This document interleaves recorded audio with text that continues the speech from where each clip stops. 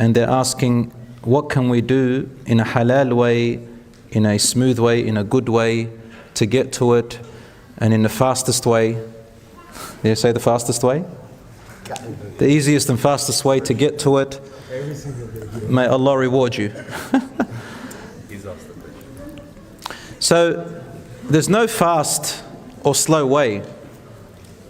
You just got to actually take it easy and take steps and think. Don't rush things. But of course you've got to do it the right way. Well, brothers and sisters, you help me out. There are several ways. Some of the ways I know is, number one, the classical one, through family. Get your family to look out for you and ask friends. If you're a guy, talk to your sisters. Your sisters can ask their friends and keep an eye out for you, recommend for you that way. Your cousins. If you go to uni, for example, attach yourself to the prayer room, because over there, the Muslim Student Association, you got all ages, whichever tickles your fancy. But respect our sisters, respect our brothers.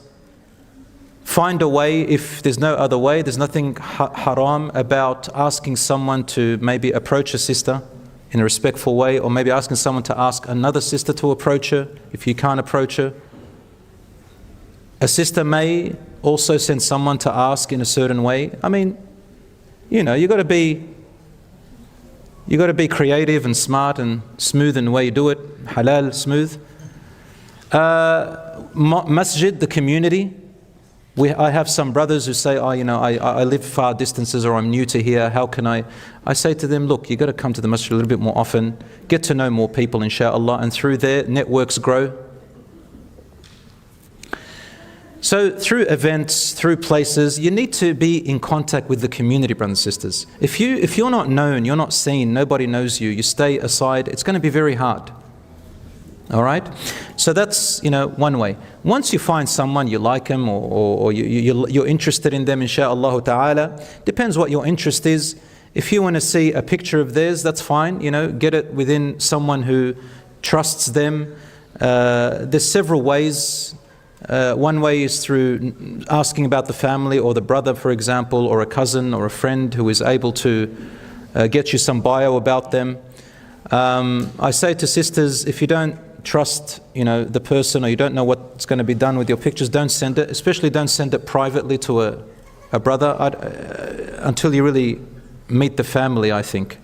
But you can send your pictures through a friend, or a friend can show them. I mean, I've had that done for several brothers and sisters.